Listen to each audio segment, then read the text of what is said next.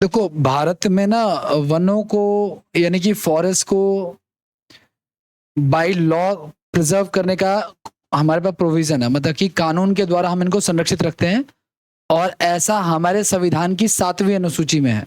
ठीक है, तो फॉरेस्ट और वन्य जीव संविधान की 7वीं अनुसूची में वर्णित है। कल वाले में सॉइल में उतना ही है, कुछ खास नहीं है, उसमें ज्यादा क्वेश्चन नहीं पूछाते इसमें। सबसे इंपॉर्टेंट में लास्ट में जो मैंने लिखा था वो अलग अलग जो मेटल्स में मिलते हैं अलग अलग लेयर पे, वो वन और वन्य जीव।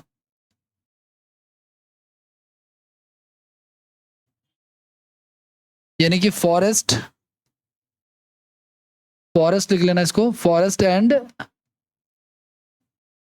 वाइल्ड लाइफ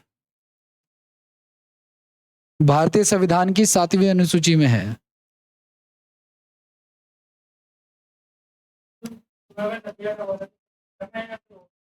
और होगा वो, नहीं एक मिनट, नदियों में कहां तक कराया था मैंने? उसमें बंगाल की खाड़ी और अरब सागर दोनों करा दिए थे, फिर हो गया वो टॉपिक, करा दिया था ना नदियों के बारे में लिखवा। हाँ सब, हाँ हो गया हो गया।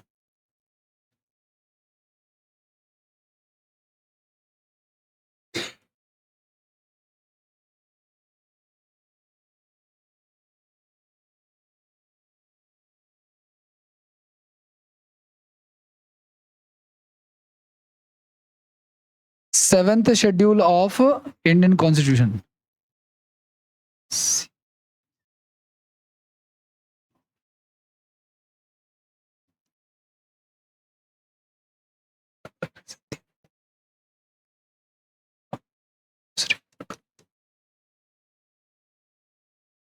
ठीक है, it is mention in the 7th schedule of the Indian constitution. किसके बारे में मेंशन है? Forest and wild life.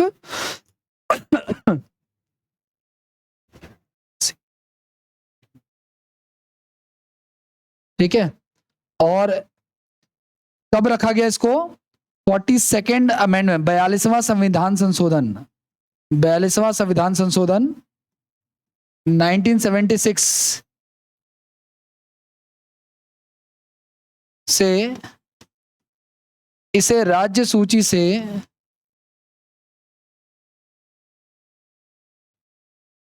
संवर्ती सूची में शामिल किया गया।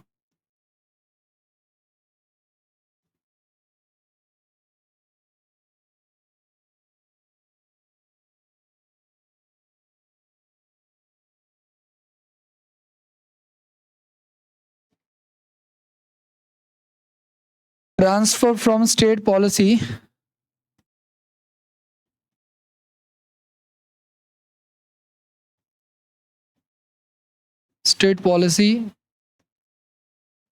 टू स्टेट लिस्ट कर लेना, 1976 है। State policy to concurrent list, या state list to concurrent list कर लेना।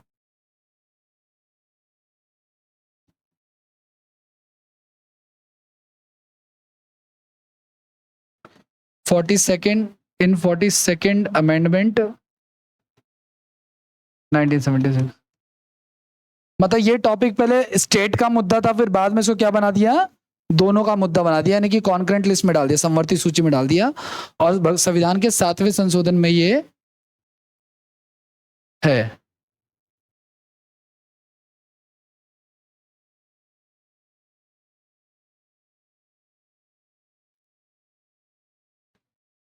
आगे बढ़ जाए।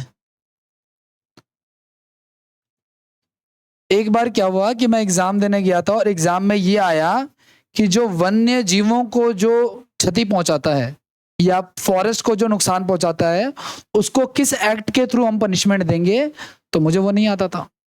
बट वही एग्जाम देने के बाद मैंने सोचा चिड़ियाघर पास में घूम लेता हूं, और मैं चला गया चिड़ियाघर घूमने, तो वहां पर पहले ही लिखा हुआ था कि अगर तुमने लंगूरों को मूंगफली खिला दी या कुछ अननेसेसरी काम किया तो आपको वाइल्ड लाइफ सेंचुरी एक्ट 1972 के तहत पनिशमेंट दी जाएगी। तो मेरा जवाब कहां पे चुपा था? इससे कहीं घूमने जाए तो अच्छे से देखें क्या लिखा है वहां पे, खाली चित्रकला ना देखें, ठीक है ना। तो ये क्वेश्चन का आंसर है, यानी कि वाइल्ड लाइफ प्रोटेक्शन एक्ट 1972 जो है, यानी पहले अगर चिड़ियाघर देखता फिर एग्जाम देता तो सवाल ये पॉसिबिलिटी थी। लेकिन अगर मैं पहले चिड़ियाघर देखता तो मैं चिड़ियाघर देखता, वो देखता ही नहीं वो पॉइंट। ठीक है ना। एक एक टाइम तो वो आ गया था मेरे जीवन में कि चिड़ियाघर में जाता था ना, नीम का जो साइंटिफिक नेम लिखा होता है नीम के पौधे का या किसी भी पौधे का, वो मैं देखता था कि क्या लिखा, कल को एग्जाम में ना आ जाए। ठीक है, तो लिखो आप लोग वन्य जीवों के शिकार पर संरक्षण। वन्य जीवों के शिकार पर संरक्षण, संरक्षण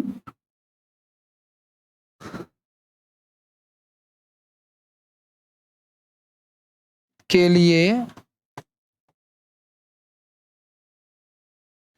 भारतीय वन्य जीव संरक्षण अधिनियम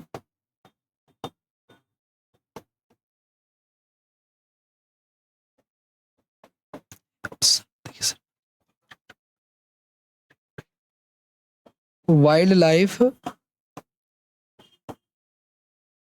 प्रोटेक्शन एक्ट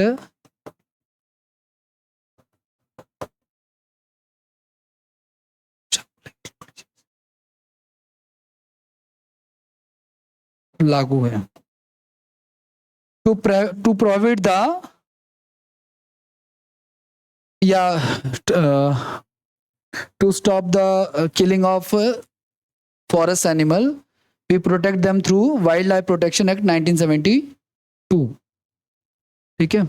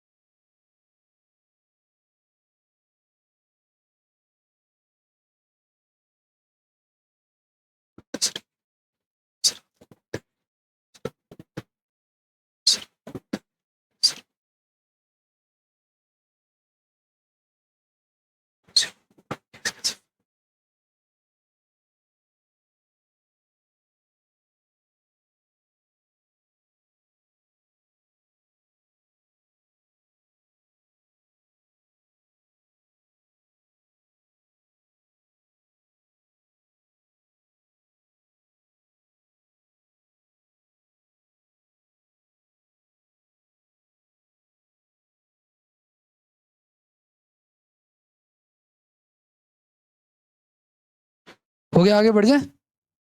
नेक्स्ट क्यों लिखो आप लोग, देश में सर्वाधिक वन, लिखो आप लोग, देश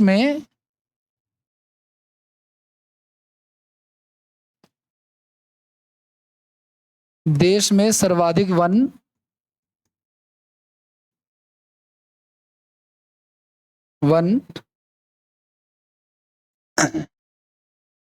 भारतीय वन सबसे ज्यादा वन मध्य प्रदेश में पाए जाते हैं। ठीक है, और न्यूनतम वन जो है वो देश में, न्यूनतम वन जो है वो हरियाणा में पाए जाते हैं। ठीक है, अच्छा, वन्य जीवों को तो हम बचाते हैं किसके through, wildlife protection act 1972 के थ्रू। लेकिन आपको पता है ये क्या नाम है, अगर मान के चलो आप आग जला रहे हो, जैसे दिल्ली में भी बैन हो ना थोड़े टाइम के लिए कि आप कंस्ट्रक्शन का काम नहीं कर सकते, उससे जो डस्ट उड़ता है, या आप आग नहीं जला सकते, है ना। तो ये पर्यावरण को प्रोटेक्ट कर रहे हैं, तो पर्यावरण के लिए अलग सा एक्ट है, पर्यावरण संरक्षण अधिनियम, पर्यावरण संरक्षण अधिनियम, अधिनियम 1986, इन्वायरमेंट प्रोटेक्शन एक्ट,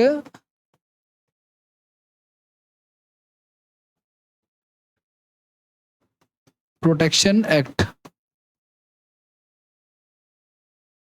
1986। ठीक है, ये दो चीजें आपको ध्यान रखनी है। अगर एग्जाम में कोई एक्ट आता तो वो डायरेक्ट ही आएगा।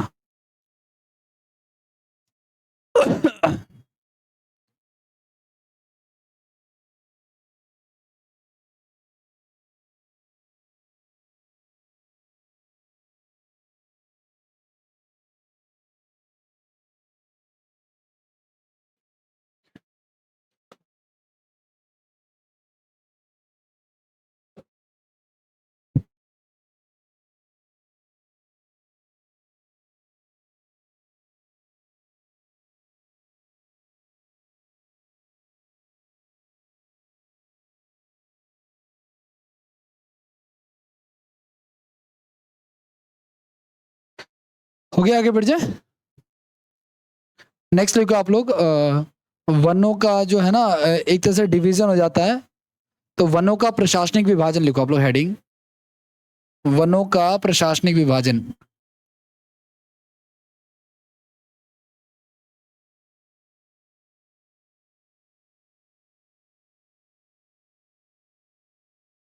विभाजन, administrative division, division of forest. ठीक है, तो देखो वनों को ना 3 कैटेगरी में बांटा गया है।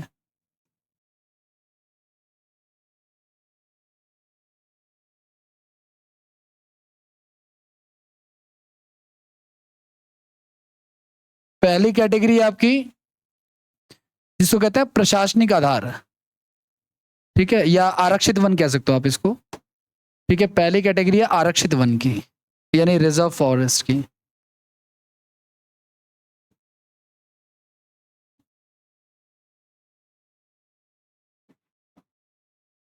फॉरेस्ट की, ठीक है। दूसरा है संरक्षित वन,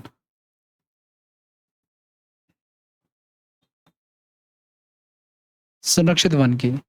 और तीसरा है अवर्गीकृत वन की।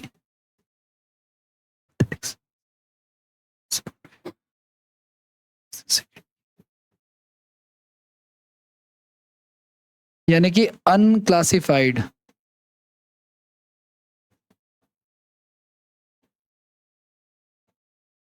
ठीक है, और ये आपका प्रोटेक्टेड।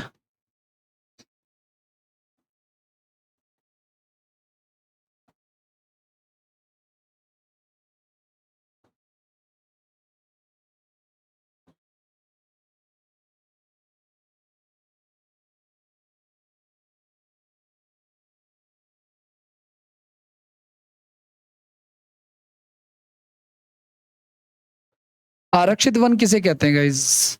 नाम से ही पता चल रहा है वैसे तो, जिसका आरक्षण कर दिया गया हो, मतलब जो डायरेक्ट कंट्रोल हो किसका, जिसका गवर्नमेंट का। ठीक है, और इस पे ना तो आप पेड़ों को काट सकते हो, ना उस पर चराई हो सकती, पशुओं को नहीं चढ़ा सकते, सारी चीजें प्रतिबंध है। ठीक है, गवर्नमेंट का डायरेक्ट कंट्रोल, गवर्नमेंट का डायरेक्ट कंट्रोल होता है।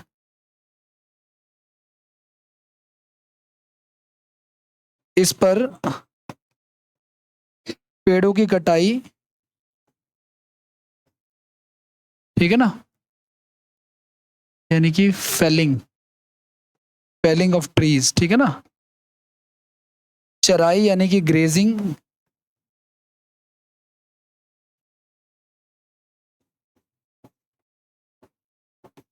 ग्रेजिंग, और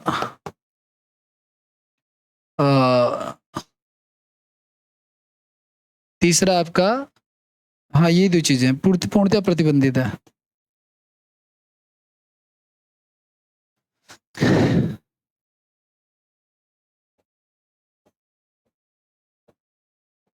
प्रतिबंधित है यानी कि बैन है।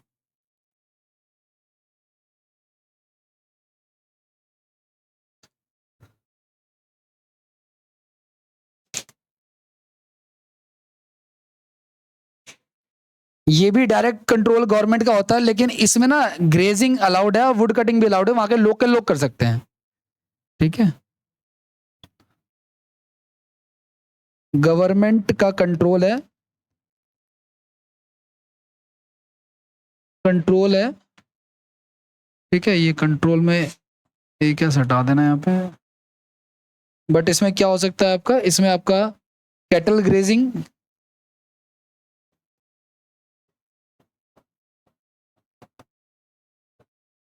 और वुड कटिंग।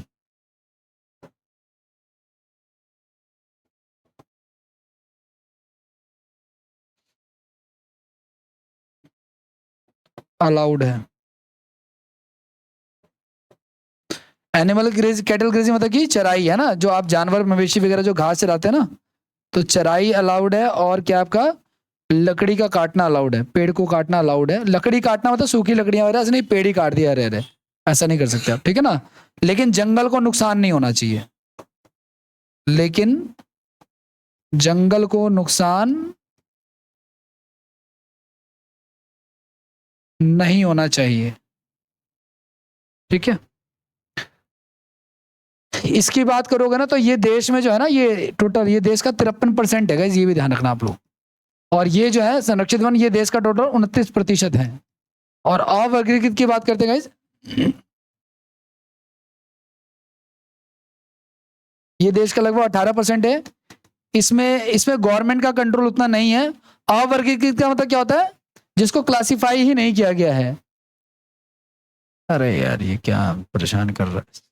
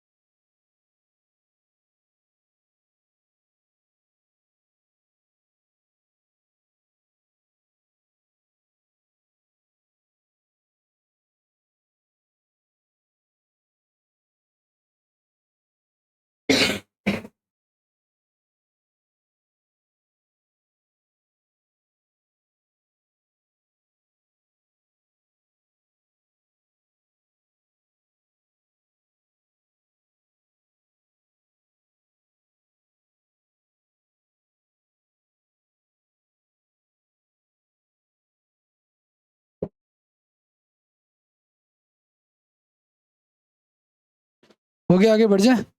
इसका लिख लो आप लोग, जिसका वर्गीकरण नहीं किया गया, जिसका वर्गीकरण नहीं हुआ।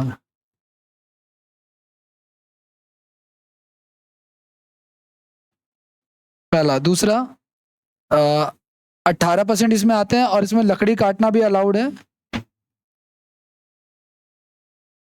लकड़ी काटना यानी कि वुड कटिंग अलाउड है। और आप इसमें पशु चरा सकते हैं, पशु चराना भी इसमें अलाउड है।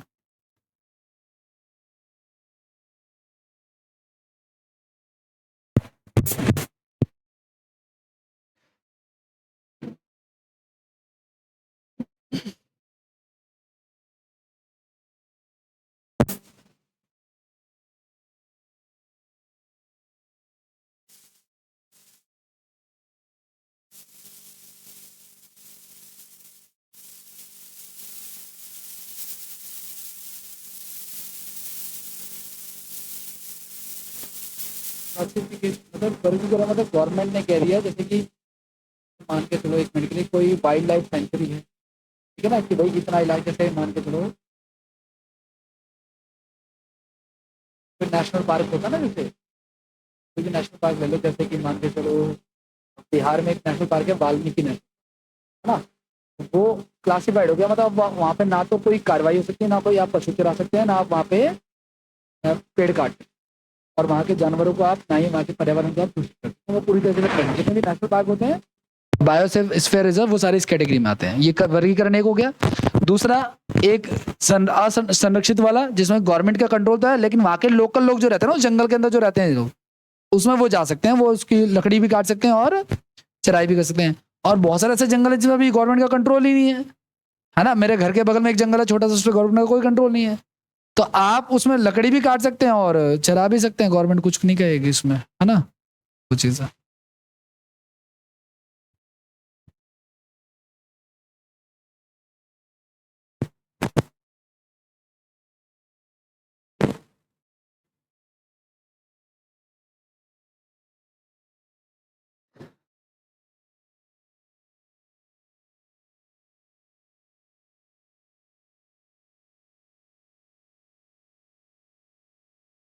आगे बढ़ जाए। नेक्स्ट आप लोग भारत की वनस्पतियां, प्राकृतिक वनस्पतियां।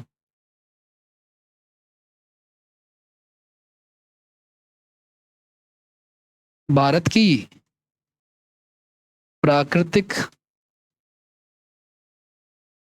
वनस्पतियां, natural flora of India, natural flora of India.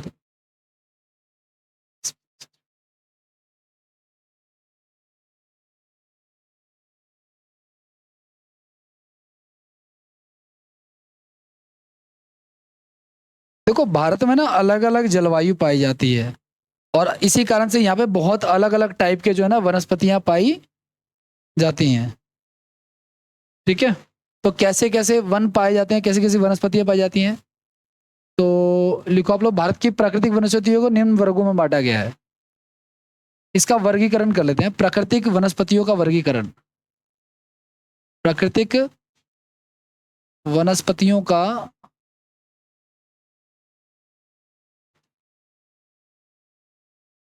वर्गीकरण, क्लासिफिकेशन ऑफ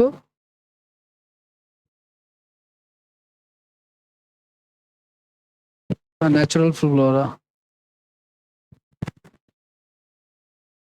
फ्लोरा। तो देखो इसमें पहला आता है गाइस आपका उष्ण कटिबंधीय, उष्ण कटिबंधीय सदाबहार वन, उष्ण कटिबंधीय सदाबहार वन, या एक्चुअली वन, अभी इंग्लिश में लिख दूंगा, 2 मिनट बोलकर। दूसरा आपका उष्ण कटिबंधीय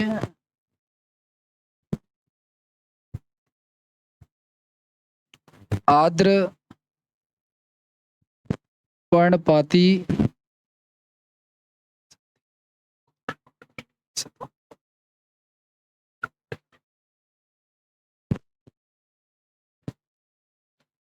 वन, कटीले वन एवं झाड़ियां,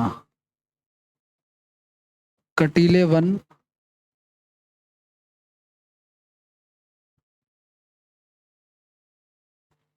झाड़ियां,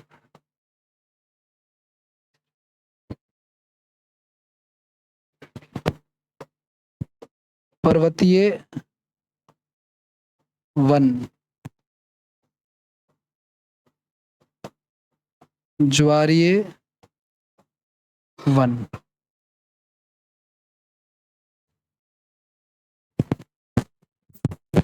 इसको बोलते हैं ट्रॉपिकल एवरग्रीन फॉरेस्ट। फर्स्ट वाले को क्या बोलते हैं हम लोग, ट्रॉपिकल एवरग्रीन फॉरेस्ट। दूसरा है आपका tropical moist deciduous forest, tropical moist deciduous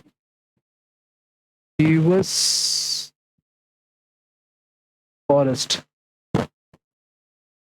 तीसरा है आपका ट्रॉपिकल ड्राई डेसिडियस फॉरेस्ट,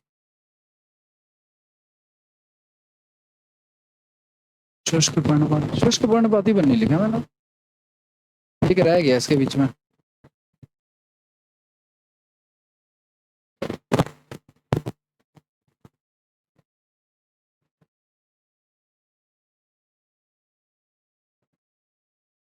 कौन था, अच्छा अच्छा,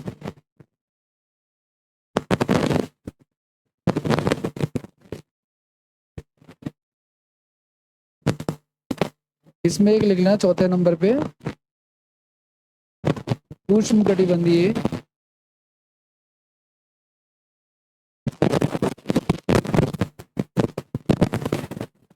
शुष्क पर्णपाती one.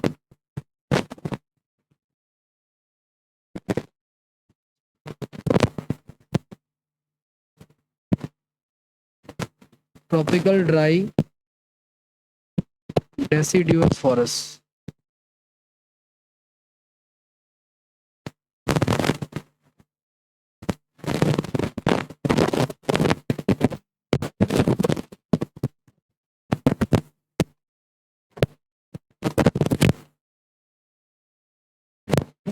thorn forests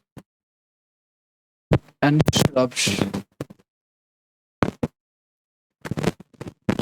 mountain forest.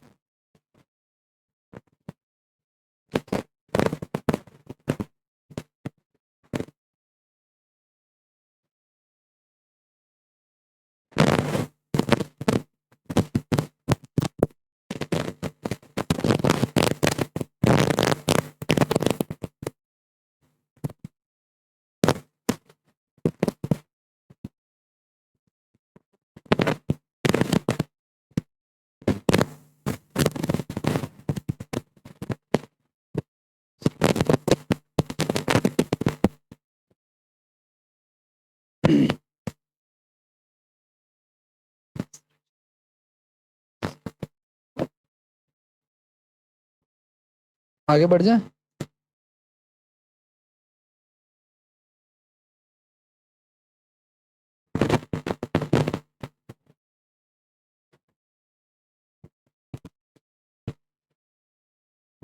एक टाइटल फॉरेस्ट क्लास लिख दिया ना मैंने। नेक्स्ट लिखो अब एडिंग फर्स्ट वाला ये उष्णकटिबंधीय सदाबहार वन। उष्णकटिबंधीय सदाबहार वन।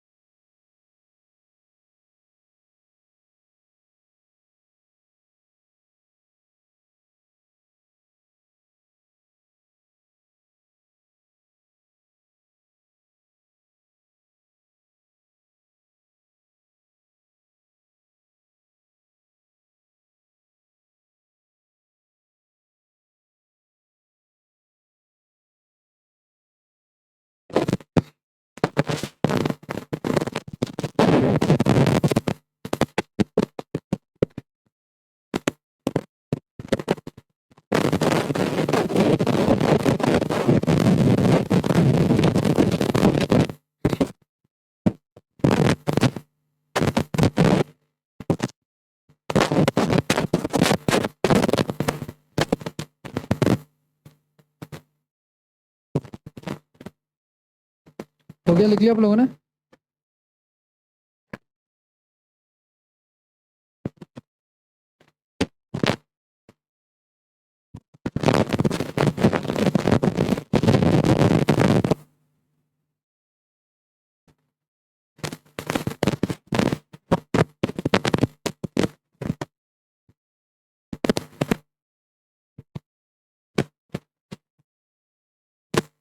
हो गया? ये इसके बारे में बताता हूँ, पहले और लिखो थोड़ा सा।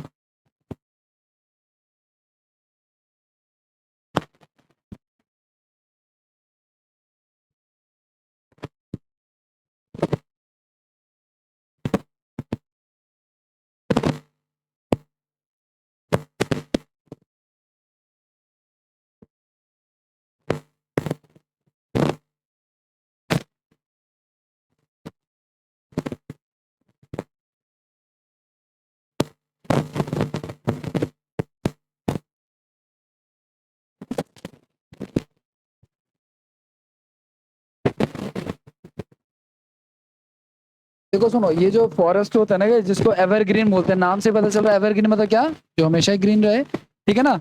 बारिश कितनी होनी चाहिए? 200 सेंटीमीटर से अधिक। मेनली ये भारत के ना, जैसे मान के चलो अगर ये भारत है, 1 मिनट के लिए यहाँ पे मैं मान के चलो अगर ये इंडिया का मैप है, तो जो वेस्टर्न घाट है हमारा ये वाला, यहाँ पे होता है। आपको पता है असम के मौसिन राम वगैरह में बहुत ज्यादा बारिश होती है। तो ईस्ट, ये जो पूर्वी भारत है वहां वाले इलाके में भी ये होते हैं, 2 जगह पे होते हैं, शिलोंग वगैरह और ये सहाद्री रेंज जो हमने पढ़ा था, ठीक है। अब और अंडमान निकोबार पे भी होता है, जहाँ कहीं भी बारिश ज्यादा होगी। जो पेड़ पाए जाते हैं वो ये वाले होते हैं, और इसके अलावा यहाँ पे मसालों के लिए फेमस है ना, जैसे हमने पढ़ा था इलायची की पहाड़ियां यहाँ पे हैं, और भी कॉफी वगैरह जो आप चाहते हो वो सब यहाँ पे मिलता है, ठीक है। लिखिए इसको। कोई पूछे उष्ण कटिबंधीय सदाबहार वन क्या होता है, जहाँ पे नाम से पता चल रहा है सदाबहार मतलब एवरग्रीन। एवरग्रीन तब होगा जब पौधे को पानी मिलेगा, 200 सेंटीमीटर से अधिक बारिश होनी चाहिए, ठीक है।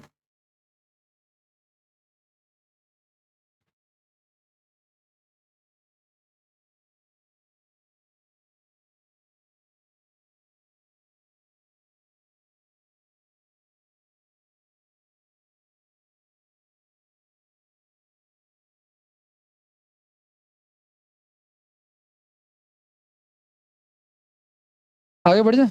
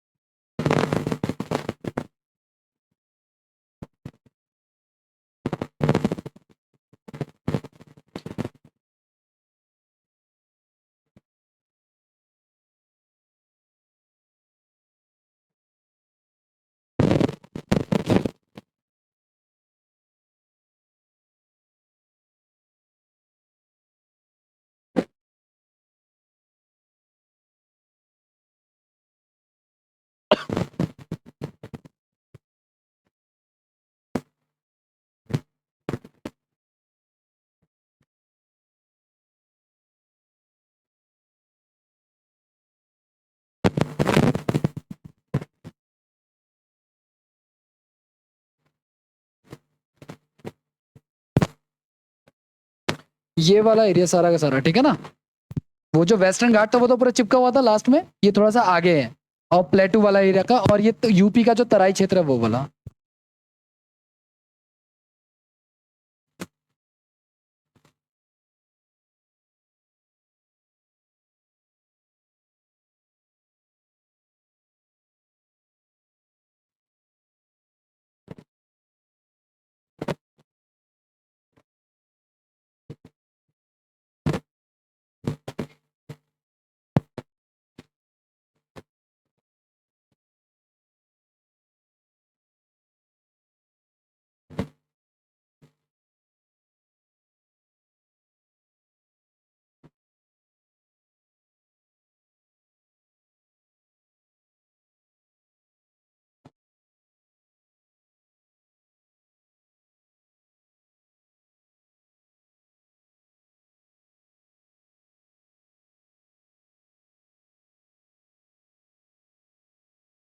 आगे बढ़ जाए।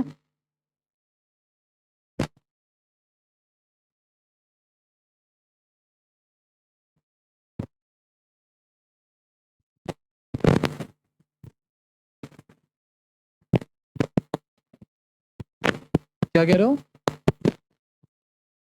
कहाँ पे है?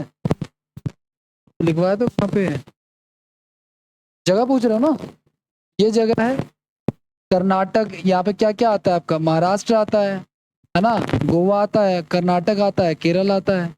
थोड़ा बहुत आपका इधर तमिलनाडु वाला क्षेत्र है, यूपी वाला क्षेत्र है तराई का, ठीक है ना। हाँ, लेकिन जब वेस्टर्न घाट की बात होगी, वो जो एवरग्रीन वाला था वो भी यही क्षेत्र थे, लेकिन वेस्टर्न घाट बिल्कुल चिपक के बाउंड्री पे होते हैं, ये इसके पीछे होते हैं।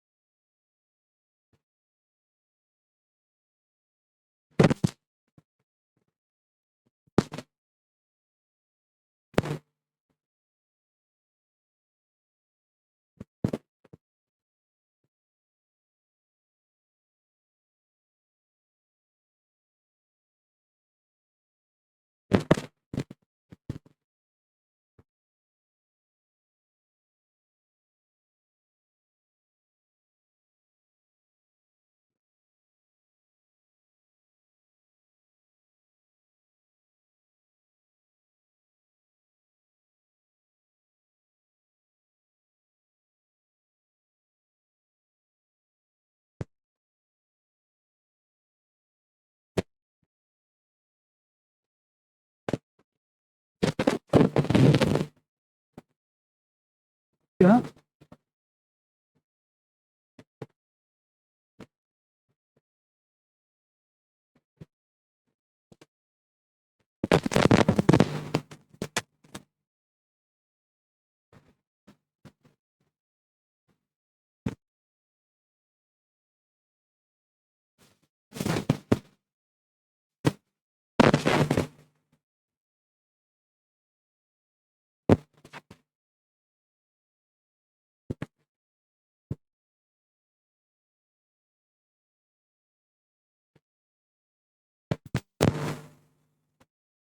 जी, महुआ, खैर, बांस और चंदन। ये ना पूछना खैर क्या होता है, आप देखो ऑनलाइन क्या होता है, ठीक है ना। इसमें तो ऐसा मतलब ये इस समय में पता है, वैसे तो सावधान भी पता है इसके। हाँ हाँ, मतलब पीछे भी जो हमने लिखा था ना वो लोकल लैंग्वेजेस के नाम है, तो जो कुछ हमें पता है कुछ नहीं पता, आपको नाम पता होना चाहिए कि आप इसको इमेज भी देख लो तो कुछ खास याद नहीं रहेगा। बसंत ऋतु की पत्ती गिरती है।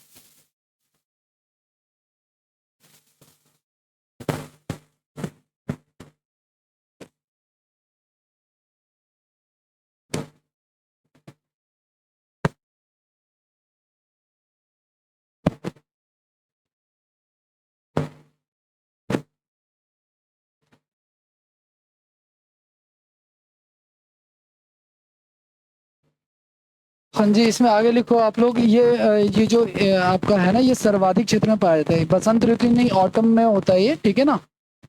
और ये इंडिया के मैक्सिमम एरिया में फैला हुआ है। इसको आर्थिक दृष्टि से भी बहुत महत्वपूर्ण है। यह आर्थिक रूप से महत्वपूर्ण है।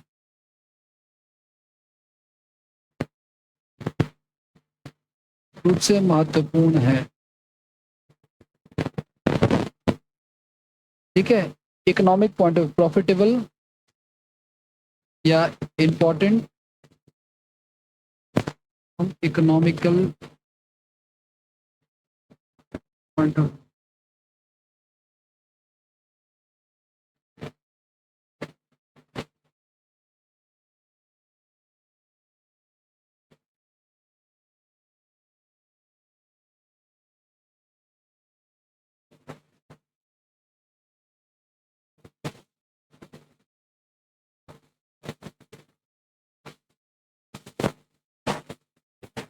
आगे बढ़ जाए, लिख लिया। नेक्स्ट आप लोग उष्ण कटिबंधीय शुष्क पर्णपाती वन, थर्ड।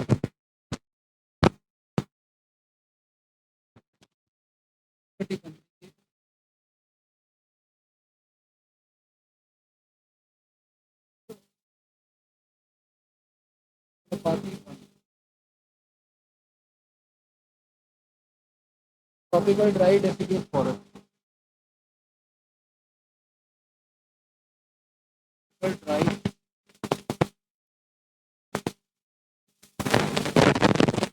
Deciduous forest.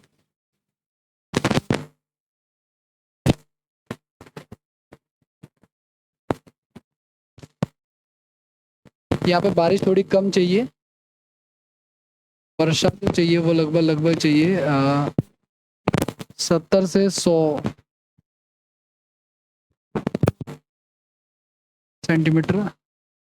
प्रमुख क्षेत्र क्या क्या है?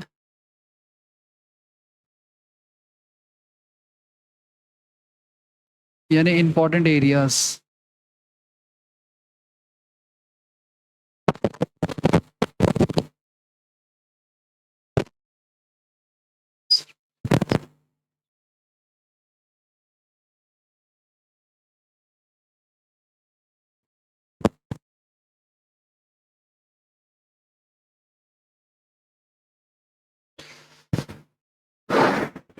इंपॉर्टेंट एरियाज क्या क्या वो लिखो आप लोग। प्रायद्वीपीय भारत, एमपी वाला इलाका और यूपी वाला इलाका। ठीक है, यूपी हो जाएगा इसमें, एमपी हो जाएगा, बिहार हो जाएगा और महाराष्ट्र।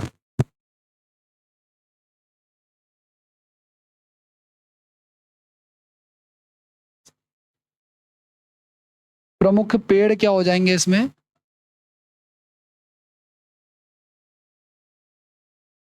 साल का पेड़ हो जाएगा इसमें।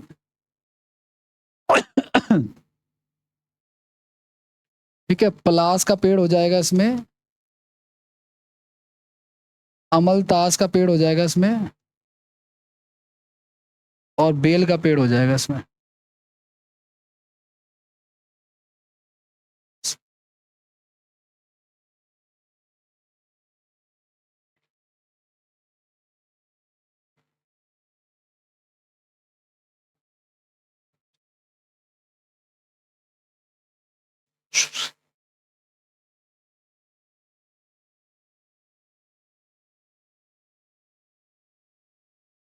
इतना ही है इसमें। नेक्स्ट लिखो आप लोग, कटीले वन और झाड़ियां। कटीले वन और झाड़ियां नेक्स्ट।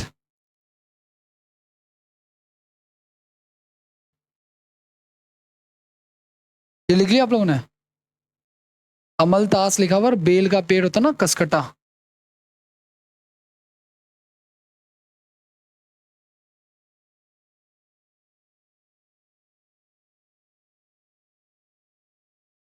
जी।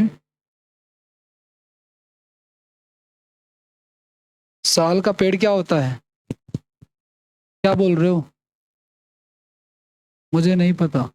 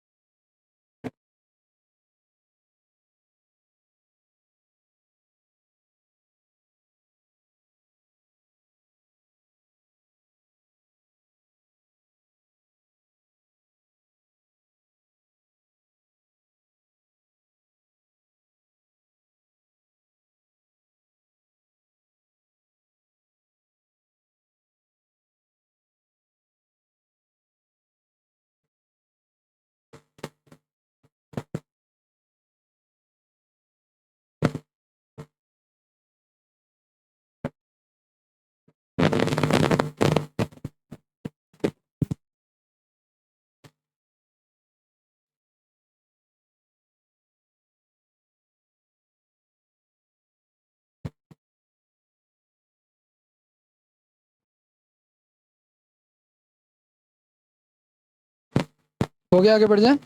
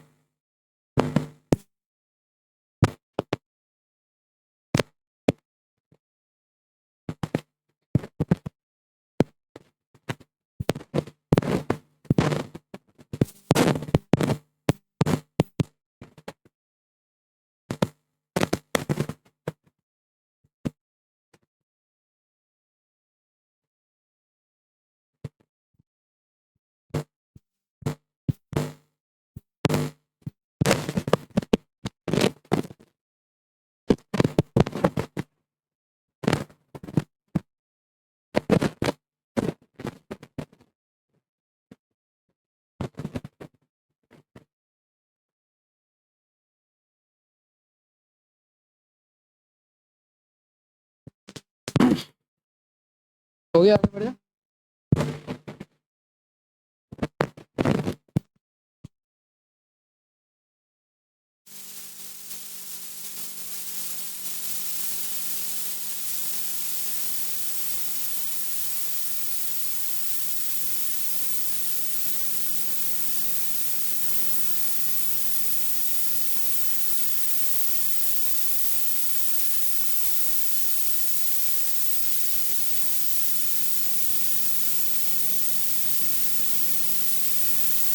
प्रमुख, हाँ, मैनग्रोव वन भी कहते हैं, तो सुंदरी वन भी कहते हैं, है ना।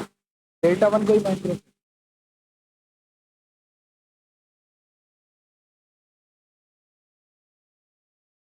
आगे बढ़ो।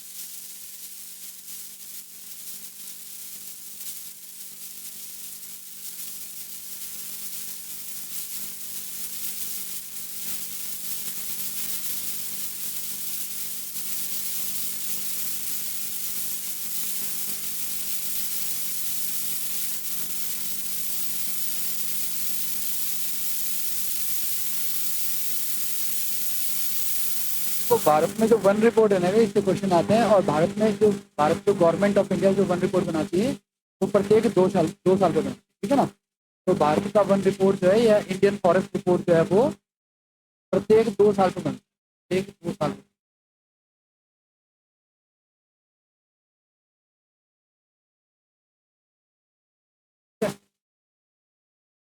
2021 में बना था ये।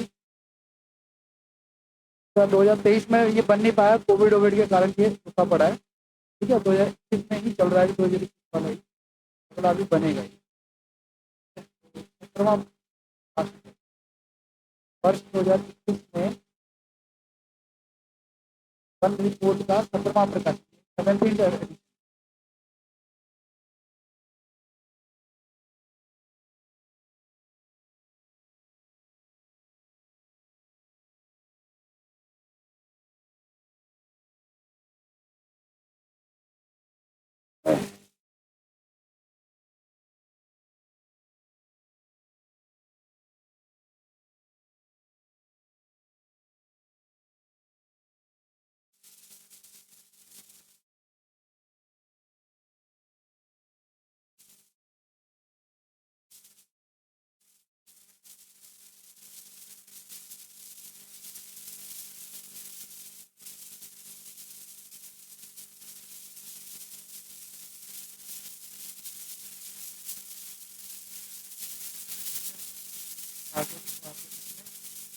इसका हेडक्वार्टर लिखो आप लोग। और इसको करता कौन है, इस एडिशन को लाता कौन है, फॉरवेस्ट फॉरेस्ट वन रिपोर्ट पब्लिश कौन करता है, वो forest service of India, forest survey of India.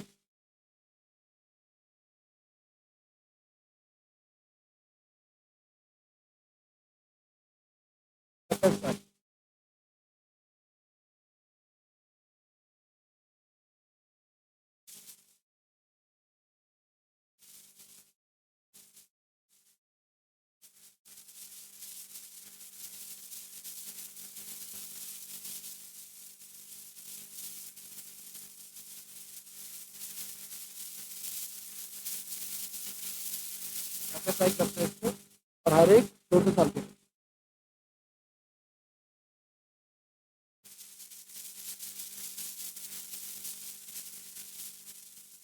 इसका कहना क्या है,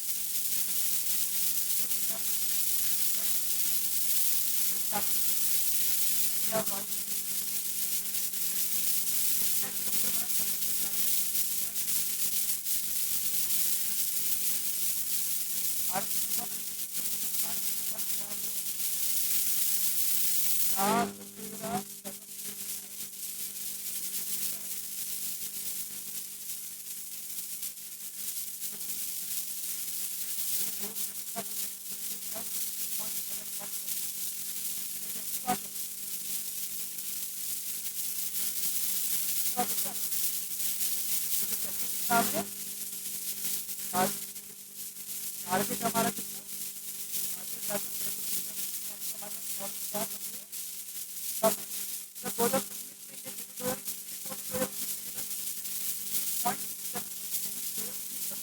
बड़ा है।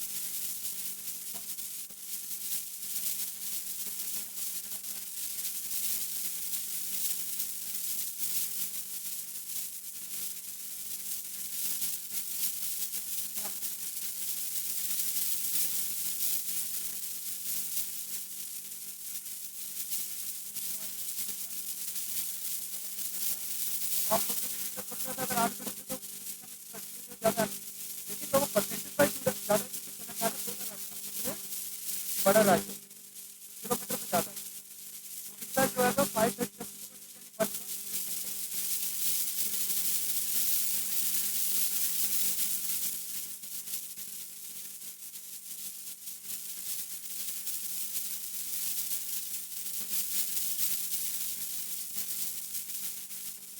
ज़्यादा बनवाले राज्य में दिक्कत है।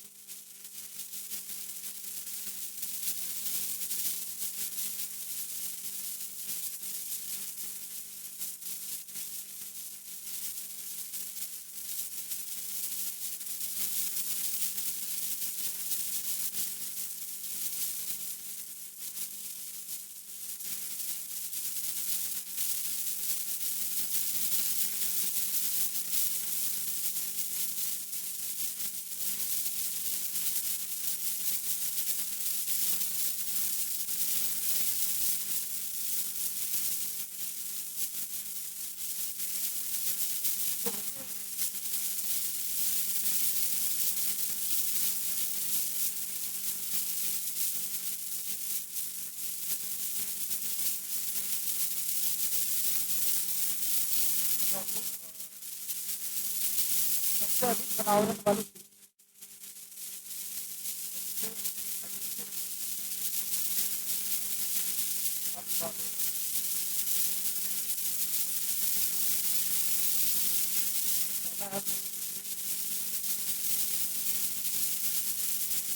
पहला है,